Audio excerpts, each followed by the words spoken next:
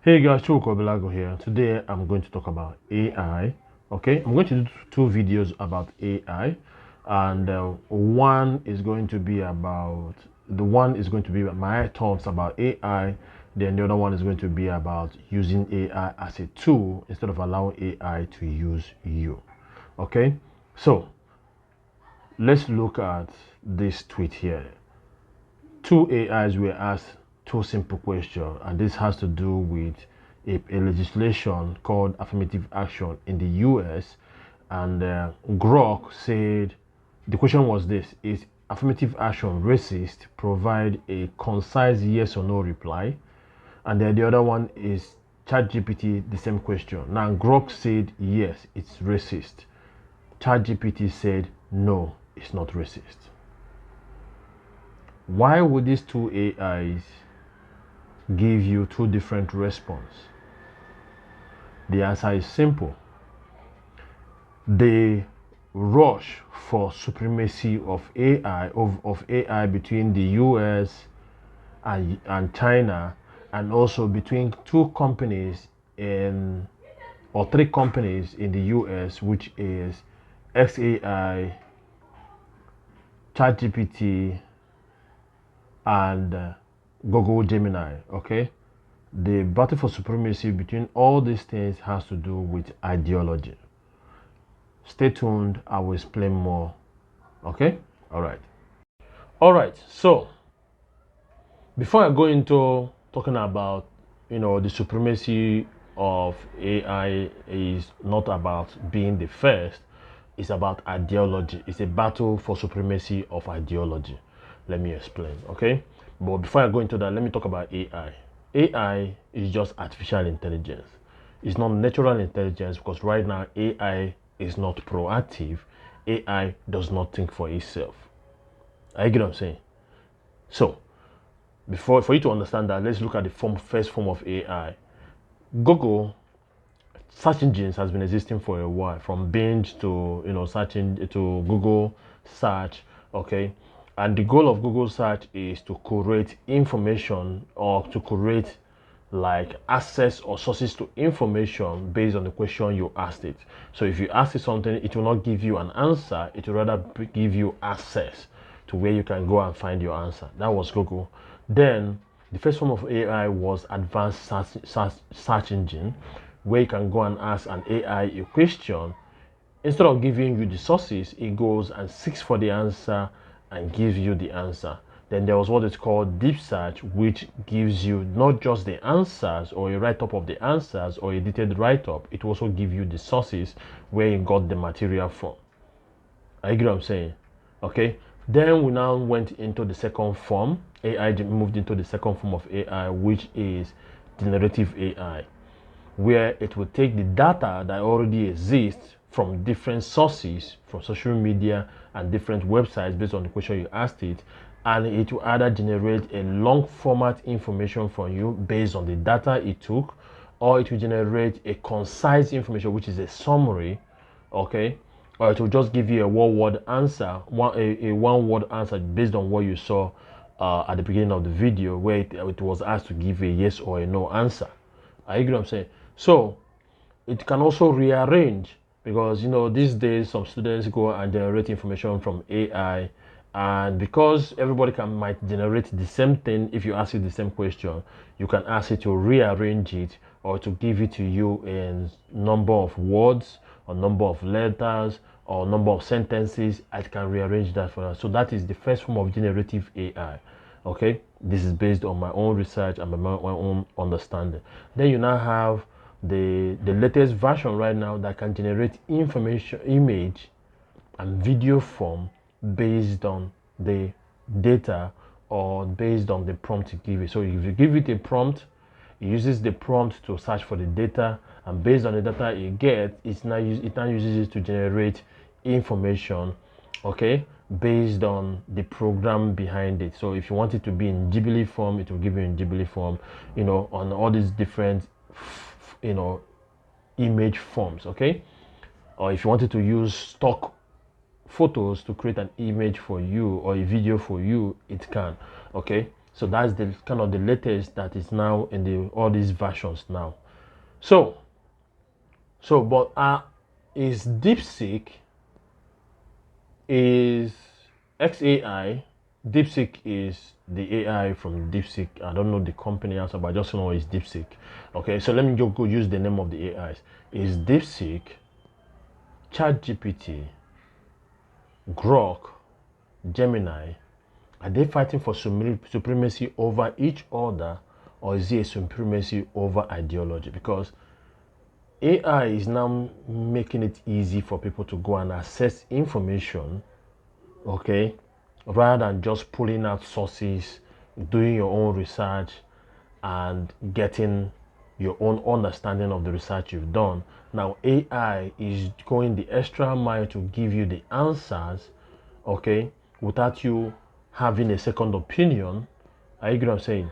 And it all depends on how you prompt the AI, which is why everybody needs to learn how to prompt AI to get the correct answers and the correct information that they need. So, but if you just ask AI anything, it goes and sources it and gives you its own understanding.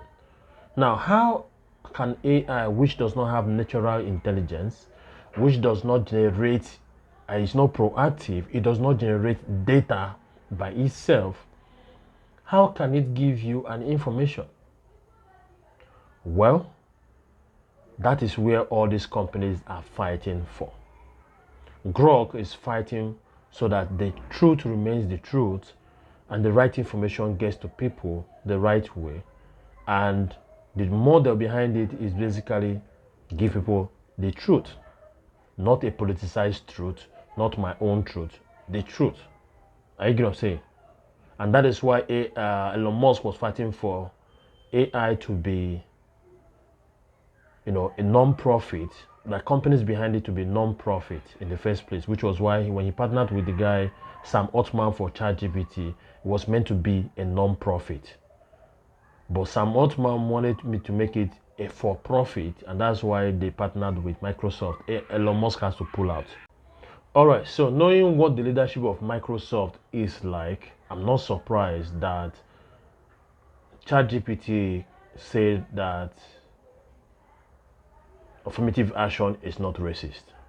Are you going to say? Then you have the DeepSeek, which is the Chinese AI. When you ask it any question that has to do with the Communist Party, it does not give you the answer. So which means there is also a programming that prevents it to talk negative or release negative information about the Chinese Communist Party, which is CCP. Are you going to say? So you find out that the ideology that when you look at this, you find out that given us how most of the humans are, most of the human beings on earth right now are basically consumers. Majority. They just consume information, whether it's wrong, whether it's right. And we already see this playing out with the current corporate media that we have globally, when they all gave information, even when it is false or incorrect information, they double down. It's almost like somebody is puppeting them. A puppeteer is there telling them what to say. And that is why you have situations like the Iraq War, you have the invasion of Libya, okay, and the death the death of Gaddafi. You have the war that went on Middle East, which started with Iraq. You have the lies they told about COVID. Are you get what I'm saying? You have the lies they talked about Donald Trump when it's not true. You have the lies they talked about Joe Biden being sane. Are you get what I'm saying? So if corporate media can say this, and you have their sponsors directing them on what you can say, even to a point, social media platforms were blacklisting people and blocking people and pulling down posts because people said certain things against COVID. And even doctors were also, even Donald Trump at the point was kicked off almost all the social media platforms. Andrew Tate and his brother was kicked off. Are you know what I'm saying? And now you have situations in the UK where people are being arrested for making tweets or saying things on social media, and they are getting arrested. And you have companies like X being threatened in Brazil and in Europe, and you have the Telegram founder being held in France, later released. Are you get what I'm saying? So if you see that there is a war on information, there's an ideology war that is ongoing within the US, outside of the US, in China, to push out ideologies out there. And when you now have an AI that people can use, because human beings are inherently lazy, it's not a bad thing. It's part of our being. The level of innovation that's going on right now in the world is because human beings are inherently lazy. So we're always looking for a better ways for things to get done. It's as simple as that. So it's not a bad thing for people to be lazy. It's just inherently in us to be lazy, and because of that it can lead to innovations happening that will make things, there has to be a better way. I get what I'm saying? So don't say that I call people lazy. It's part of our trait as human beings. Even I am lazy, and that is why I'm innovative in nature, looking for better ways for things to be done. I get what I'm saying? So because of that, human beings tend to consume information without checking if it is correct or not. It's just like the first time, mapping, came into Nigeria, and there was not enough mapping, and people were using like, how do I call it this way, like maps to find the location, and you find out that some of those locations, if you will lead you to places that are not the correct places. Like I've gotten lost several times using maps. So, but if you don't know how to combine this with that tool, you become a slave to the tool, which is basically what the whole battle for AI is all about. Battle for AI has nothing to do with who will bring out the best AI technology. No, it's a battle for supremacy of ideology. That's what it is. It's as simple as that.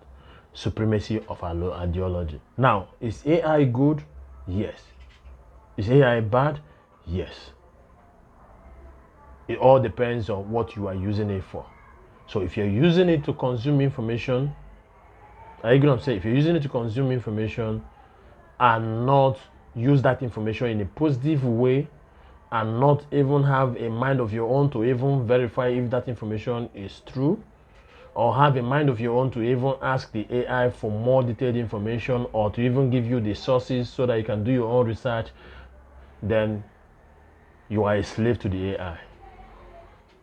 But if you know how to prompt AI, if you know how to get the best information from AI, if you know how to get the sources that the AI used to give you the information, if you know how to do these things, then AI is a tool to you. Are you gonna say? Now that's a topic for, that's something I'll have to dive in my second video about AI, so that this video does not get long. Are you get what I'm saying? But I want you to watch this video twice and three times, okay, so that you understand it, and you share it to others so that they understand it too, because the battle is not a small battle. It's a battle for our minds, our soul, our mind, our brain, our mind, and our soul. That is what is going on. And most people don't see it as that. I don't blame them. But when you still look at the handwriting on the wall, when you look at the response that the different AIs give when you ask it different sensitive topics, that is when you know that this is a battle for ideology. It's not a battle for the best AI technology. Okay? Alright guys, that's it for this video. Thank you guys for watching. If you love this video, subscribe to the channel, forward this video to your friends. Okay? And watch out for part 2 of this video. Until I see you guys next time, take care and bye for now.